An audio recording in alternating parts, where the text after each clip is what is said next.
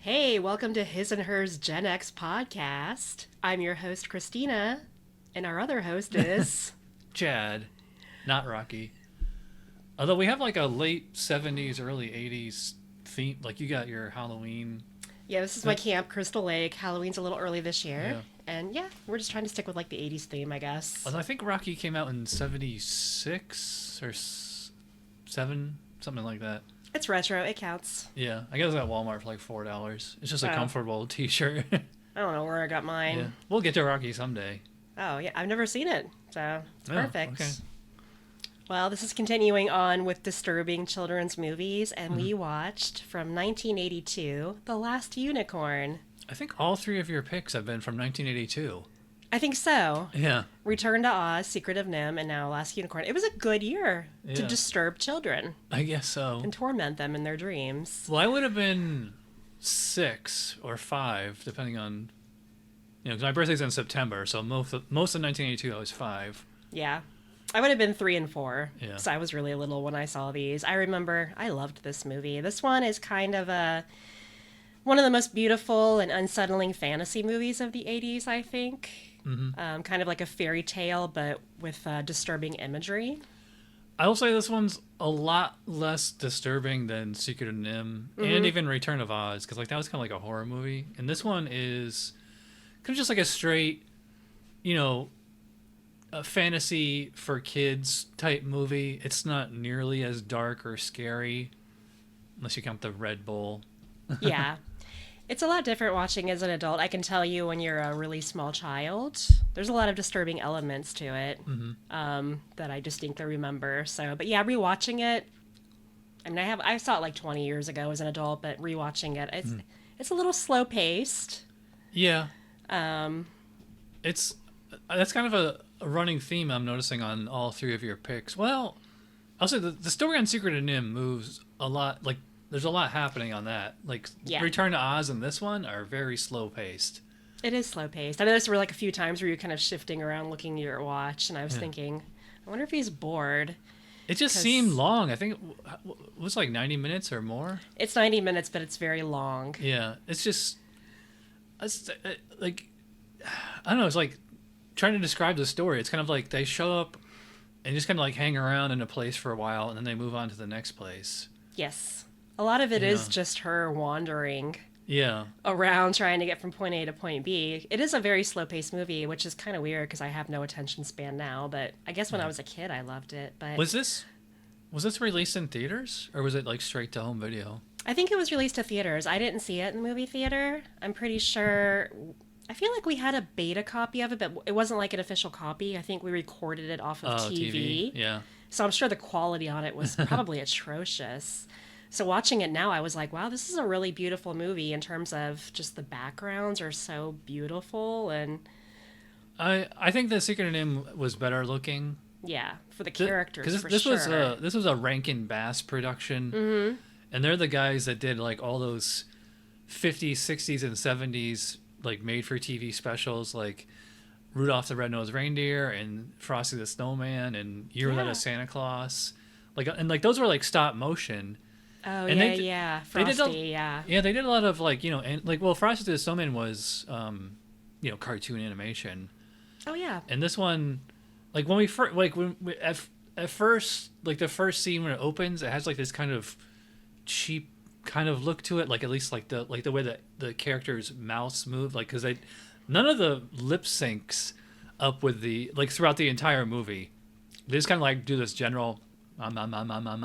Yeah, I noticed that. I mean, the backgrounds are beautiful, but the characters themselves, with the exception of a few of them, look Yeah. really poorly drawn. It's almost like they spent all their time on the background animation Yeah. and just drew the characters really quick.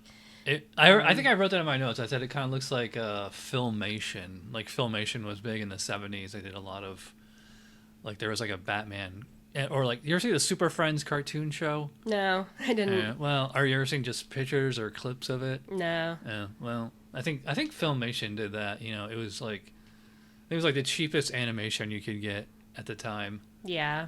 I mean, the whole movie is just about a unicorn who realizes she's by herself and she's the last. Like, she didn't notice until I guess it was pointed out to her. I know, it's like that's how the movie opens. Is like I get like hunters and I forget how it comes up, but they just say if there's a unicorn, then it's the last of their, and then like she takes it to heart. Yeah, like I don't think they give her a name until she turns into human later on. No, everybody just calls her Unicorn because the annoying butterfly says unicorn, unicorn. Oh yeah. And she for a long time she stands on a mountain. She's like, "Am I the last? Am I the last?" And then she just goes on her journey trying to find out what happened to the other unicorns. Yeah. Because she's the protector of the forest. Yeah, it's funny that butterfly you're talking about was the obligatory funny / annoying character. He's kind of like how the crow was in Secret of Nim. Although at least like in this movie, he's just like there at the beginning. I think it was Robert Klein who does the voice. Mm-hmm. He was a pretty big, stand-up comedian and actor at the time. Yeah. Although I never heard him sing before, so like this one it does have some musical numbers. I think everybody sings in this one at some point.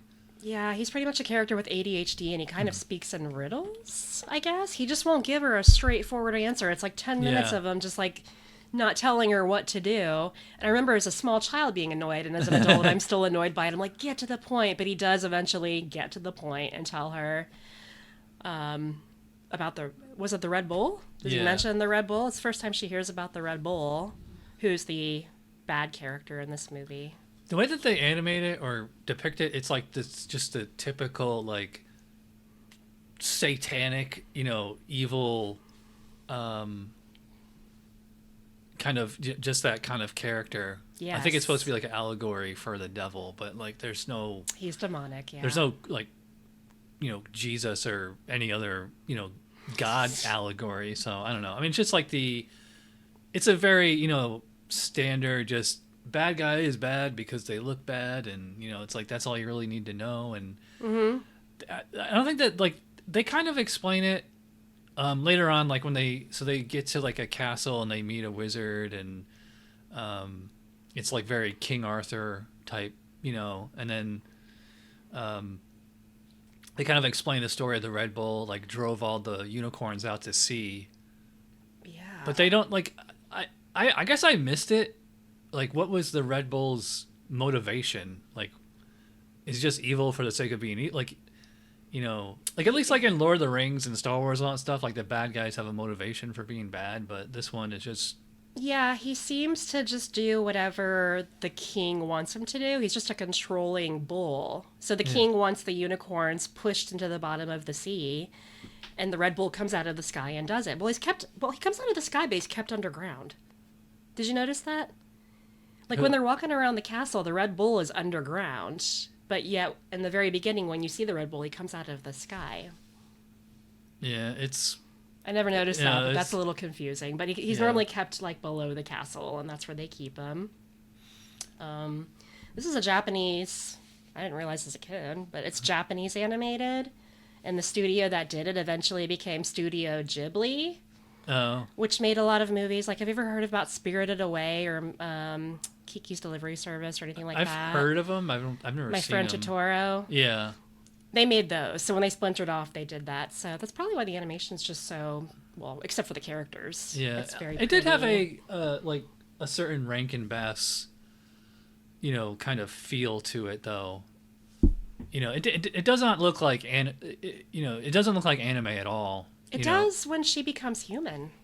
It does, yeah. Like actually, all the characters' eyes, they have like that anime eye quality to it, like with all the dots and like almost like like everybody has like baby doe eyes, Mm-hmm.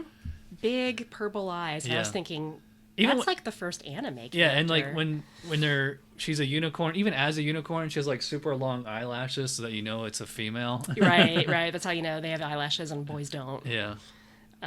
What did you think of the music? The entire soundtrack is done by that band America, which I thought they were the ones who did Dust in the Wind, but that's actually Kansas. No, they did A Horse with No Name. Which I think is funny because she's a horse with no name. Yeah. But I think that song came out way before this movie. It did. I think that song's from that's from the 70s at some point. Yeah. Did you like the music?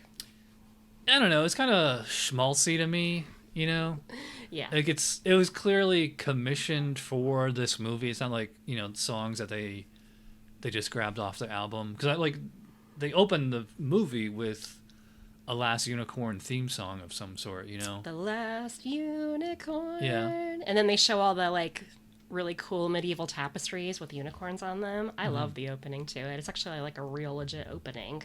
But then there's long periods of time where the unicorn's just walking through different scenes, and they're saying like "Walking Man's Road." Yeah. And I don't know, as a kid, I just liked looking at it. I don't know. It just was visually appealing to a small kid, I guess. So, I mean, did they commission America, like, because they thought they were, like, like a top 40 household name and that was going to sell tickets, or... Yeah. Like, when we watch Harold and Maude, the entire soundtrack is done by Cat Stevens, like, throughout. He wrote the music for Harold and Maude. So I think it was just one of those situations where they hired them to do it. So they were kind of folksy. We're going to see that one. That's a great movie. I know a lot of girls like your age love that. I never met a dude who likes Harold and Maude. I guess that's a total chick flick. Really?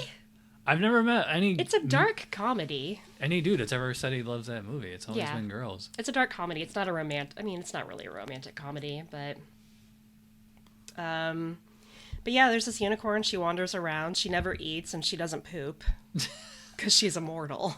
Well, so she never has to stop. I've never seen any animal in any Disney movie or animated movie ever like have to take a bathroom break or something. I know, but it's never addressed that, hey, I'm hungry. She just doesn't have to eat food, so she can just keep going and going. So she walks forever, and then she meets who's the first person she comes across? Like that witch. That was like Angela Lansbury doing the voice. Mama Fortuna. Yeah, it has like a sideshow or freak show or whatever of like all these crazy, cryptids or whatever, but I think they said at some point it's like they're just regular animals, and the people, like, there's like a spell cast on them where they see like a griffin or whatever. Like one of them is called a harpy. Yeah, it's like a big vulture kind of thing. Yeah, she's a gross old hag with liver spots, and she keeps all these animals in cages, and she puts a spell on them. So it's just an old gross lion, but he looks like a big scorpion lion. Yeah. And when I was a kid, she terrified me. She was so scary. And what terrified me, I thought the most disturbing part was that harpy. It has 3 boobs, and there's nipples on them. Yeah, that was kind of gross. I noticed that. And there's 2 boob scenes in this movie, because I think you were in here. I don't know if you saw. When Schmendrick was tied to a tree, the tree came to life, and it had huge knockers, and it motorboated him. And it was like a big old drag queen, and she was going like, ooh, she was hitting on him. That's the only part that I remember as a kid. 'Cause I remember, that was same thing like with Return of the Jedi. I was just like, hey, I like that, Yeah, it was like 2 back-to-back booby scenes. So yeah. It was very bizarre. Like, they did a lot of... And actually, there's a few points in this movie where she's turning from a unicorn into a human, and she's like naked. Yeah. And I mean, obviously they're not going to show any genitals or nipples or anything like that, but it's like you can just tell. But it's like I'm surprised they just didn't like cut around it. But yeah. Did they just have her hair placed? Yeah, because like her hair is like so long, it's like coming down to her waist or whatever. And that lady Molly, she wraps her in something, I think. That she believes she's actually a unicorn. Then there's Schmendrick, the magician, who's like I said he's like a Temu Gandalf. Yeah, I was going to bring that up because I think he is actually, in my opinion, he's like really like the main character. I think he has like the most lines. Yeah. Because it's funny because like the whole like first half of the movie is very much, driven around the unicorn. Mm-hmm. And then like at one point, Schmendrick turns her into a human, or he says like, well, the magic did, because he said like magic do whatever. Yeah, he can do magic. He was voiced by Alan Arkin, and I don't really know like where I know him from, but it's like I just kind of know the name. I think was he on MASH? No, that's Alan Alda. Okay. Yeah. So I know Alan Arkin though is Patricia. Oh wait, that's Arquette. Never mind. So. All right, I don't know who Alan Arkin is. No, I know the name, though. He's got name recognition. I just don't know who he is. The only thing I know him from is he was in Glengarry Glen Ross.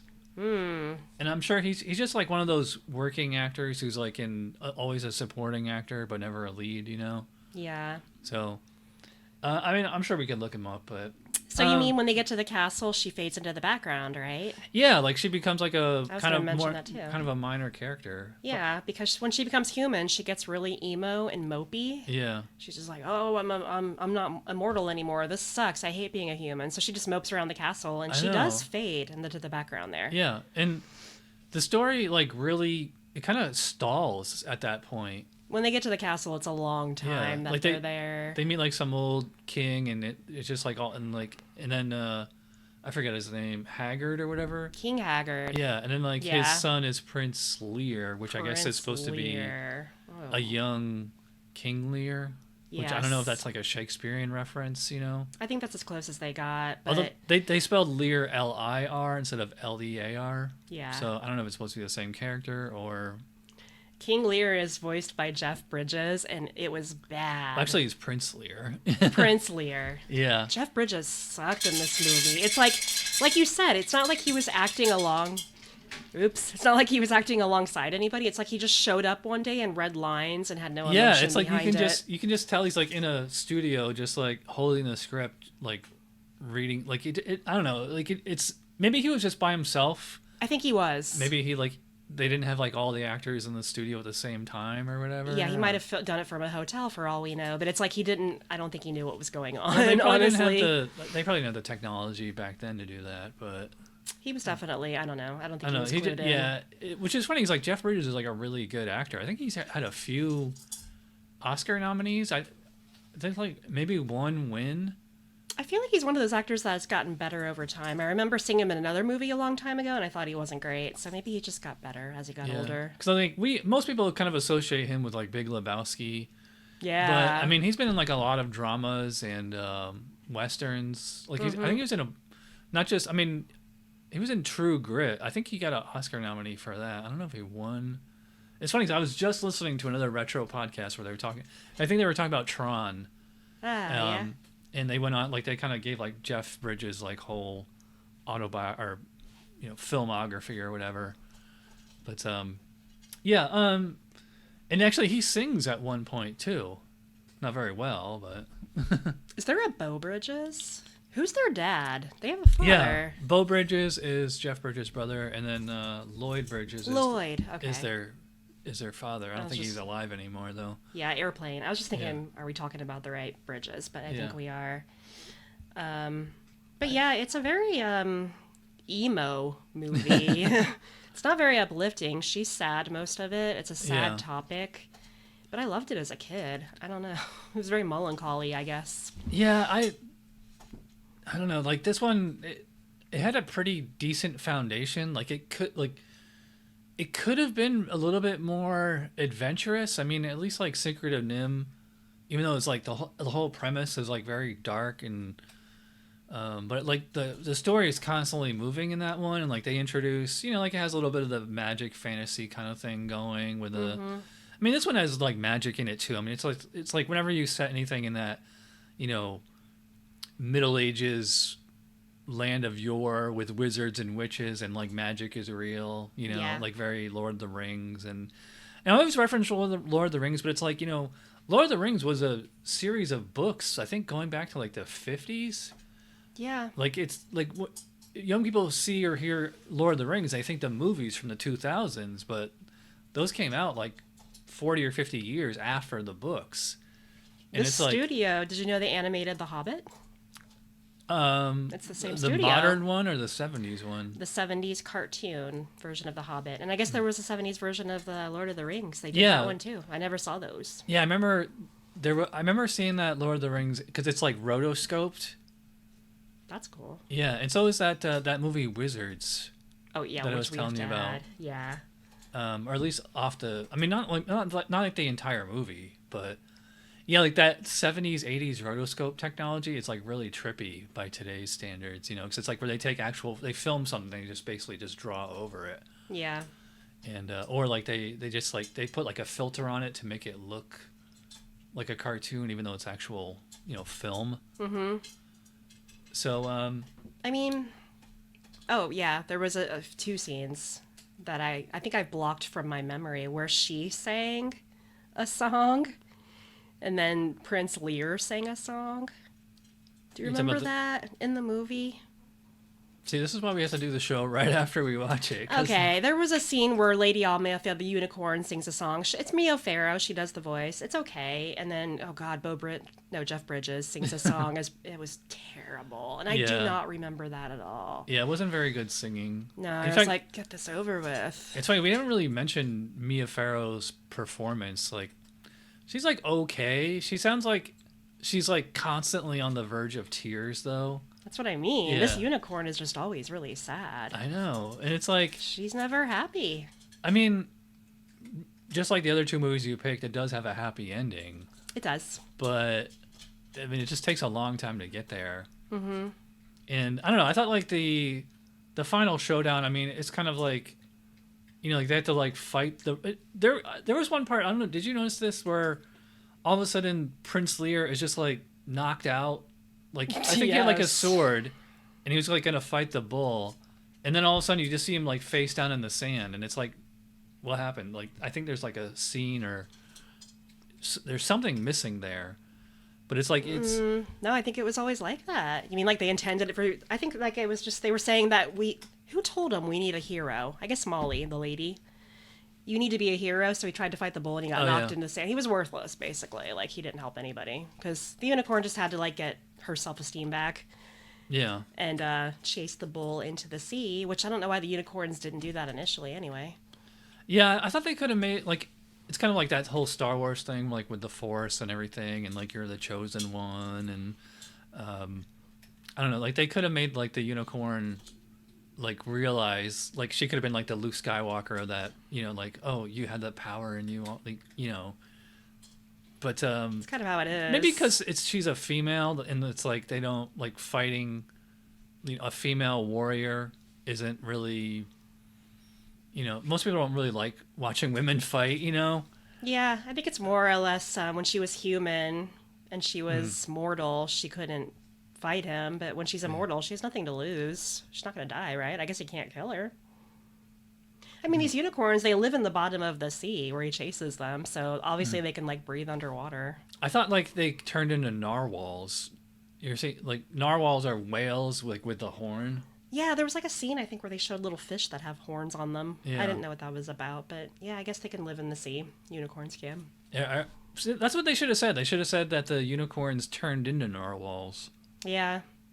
Or, Well, I don't I mean, it's just like, but again, like, what are they doing if they're, I don't know, it's like whenever you have these, you know, fantasy type settings, it's just like they can just, something can just go away for decades or centuries at a time, and it's like, they're just like frozen in time, and it's like no big deal, and then when they come back, Yeah. you know, I don't know, this one, I don't know, it kind of reminded me of like Return of Oz, where it's like the stakes are very low, and it's a very slowly paced story.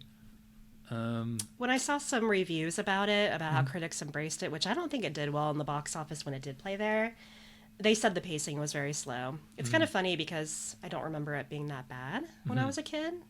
It felt like it was 2 hours, but I think it was only like 80 or 90 minutes. As an adult, it feels very slow. Yeah. Yeah. And, like, I mean, watching this again from an adult perspective, I was like, this is very much a movie for small children.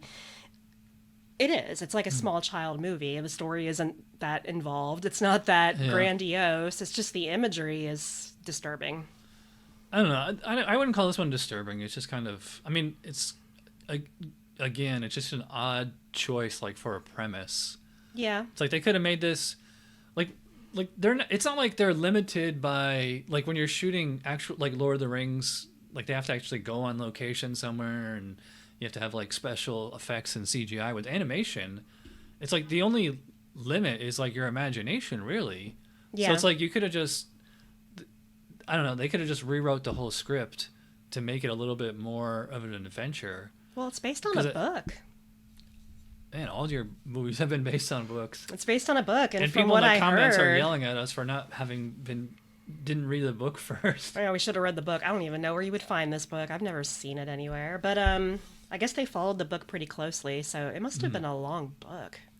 Yeah, I mean, I guess as a book I could buy this, but as an animated movie, I mean, it's like you don't have to do an exact one-for-one adaptation. Like, the goal of a movie is to make an interesting, entertaining movie. You know, you don't have to do an exact. You don't have to be 100% faithful to the source material, because sometimes that doesn't work. You know, like what's interesting in a book isn't always going to be interesting in a movie, and vice versa. That's like, kind of going off on a rant here. It's like, I don't know if you guys know, but it's like I was a huge comic book nerd, like in high school and all that, and I kind of like seeing all the Marvel movies of the last 20 years or so. Like, I don't really like them because, like, to me, that like the suspension of disbelief works when I'm reading it on the page, but when I see it, actors in movie in real life, like, it just looks absurd and stupid and ridiculous, So, I don't know. Like, that's kind of like, maybe like this story works like as a novel. But like, if they're gonna make it as an animated movie, it needs like more adventure. Just, it's like if you're gonna have like America, like basically a folk rock band do the soundtrack. Yeah. It's like, that's like right there. It's like, like, I don't know who's the target audience for this emo. Second graders in the early 80s. Yes. I loved this movie when I was a small child. I watched it all the damn time. I know, but you didn't have any money, so. Right, but that was the target audience. I think the story is for small children, and despite the death and the violent imagery, I think it is meant for small kids. And I don't know. Watching it for the first time as an adult, I don't know how I would feel about it either. It's just, I get what you're saying. Yeah. I don't think this one didn't have as much like death and like literal death as Secret of Nim. Like in Secret of Nim, some characters actually die on screen. Yeah. But... Well, that harpy kills Mama Fortuna and her gross son. Like, it eats them. I forgot that part, I guess. Yeah, the harpy breaks out and it kills her. And I remember as a kid being disturbed by that. It's like, Jesus. All the humans in this movie are like really distorted and gross, and like even like Spendrick, like one of the main like the little wizard kid or whatever. Yeah. He's like this gigantic nose, and like the witches, and like actually the only person, I think that the only two humans that have like normal human features are like Jeff Bridges' character Prince Lear and like Molly, like the cook lady that they run into. But even she's kind of haggard. Yeah, she has like a very cartoony kind of like Prince Lear and like what's her name, Amalthea or whatever, Amalthea. The unicorn Amalthea. Yeah, it's funny because like she's beautiful. Yeah, they give her like a very I'm trying to think of like who she reminds me of, like something that you would see like in like a Neil Gaiman comic or something. I don't know. Yeah, she's very pretty, and that's why I think they drew her and the environments first, and like just did, did everything else later. She's like super pale, like her skin's like super pale. Her hair is like basically like white. Yeah. Big blue eyes. Yeah. She's an albino, and when she hides out in the king's castle, he knows. He's like, "You're a unicorn. Yeah. Go into the sea." And then the castle crumbles, and it's a happy ending. So it's just a dark fairy tale. That's all it is. It's funny because like that whole setting of like a castle on a cliff next to the ocean or whatever. So cool. That has like been used so many times. Did you ever play this game Ninja Gaiden in the 80s? I heard about it. I never played it. There's like I'll show you because like it ends like with that exact same. It's like they stole the ending from this movie and put it in Ninja Gaiden of like, because when you beat the game, like there's like a castle like that on a cliff and then it falls into the ocean. Yeah. It's did you ever see that show? It's a fairly new show. Enchanted, I think it's called. No, it's done by the Simpson Disenchanted people. Yeah. I heard it was bad. So I never watched it. Yeah, it's fun. Eric Andre was one of the voices, and I forget the name, the girl from Broad City. I love Broad City. Not the curly hair girl, the girl, Abby Jacobs. Whoever played her in real life, she does the voice of the main character in that show. But I mean, it's the same kind of setting, except obviously but I don't know, you can't really. But anyway. Comment below if you watched this as a kid and then watched it again as an adult, and like, do you think it's different now? Because it does seem less disturbing as an adult, but I remember being bothered by it as a kid. Yeah. What do you think? Thumbs up or thumbs down? It sounds like a thumbs down from Chad. Yeah, I wasn't crazy about this one. It was too slowly paced. It was interesting to look at. Yeah. I would probably say I'd probably rather watch this one again over Return to Oz. Yeah, I don't want to watch that one again. But and it wasn't like when you set me up for like dark and disturbing, I thought like, like Secret of Nim is like way more disturbing than this one. Yeah. And I would say of the three that you picked, Secret of Nim was definitely the most entertaining and has like I could watch that one again. I wouldn't be in a rush to, but Yeah, agreed. I could watch that one again and again. yeah. Yeah, so I wasn't a huge fan of this one. It wasn't. I think if it actually had been more disturbing, it might have been a little bit more captivating, you know? Yeah, but then like small children would just cry. So Well, I mean, look at Secret of Nim. Like that was G, and that was yeah, so like that was intended for little kids. that's how it was. The only other note on here that I had that you didn't, I said that King Haggard. He kind of looks a lot like Mr. Burns from The Simpsons. I wonder if that he inspired that character, just like the whole way his head is shaped and like the pointy nose and scrawny. Yeah. And evil. Yeah. He was evil. And it's funny, it's like when they're in that castle with him, like nothing is really happening. It's like, they gotta pick up the story. It's just like, I don't know. I just felt like nothing. It's kind of like Return to Oz. Like it's just so slowly paced. I know. I kind of wonder if as a kid, if I just watched the first half and ditched the last half. I don't really know, but I definitely remember. Or it's like I don't remember watching this, but I just remember like that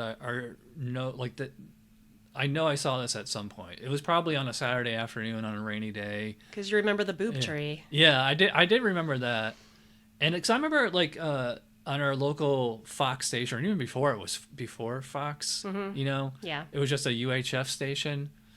I remember just like that's pretty much all they did on the weekends was just show movies, like, and just remember. Like as a real little kid, we didn't have homework.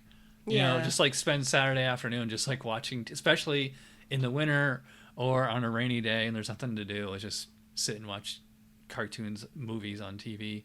Yeah, it must have aired somewhere on TV because if my father recorded it off the TV, yeah, it was there somewhere. But you got any behind the scenes trivia or? I already announced it with the Studio Ghibli. Okay. There's not really too much else to say about it. Yeah. So, smell you later. see you on the flip side. Bye. Bye.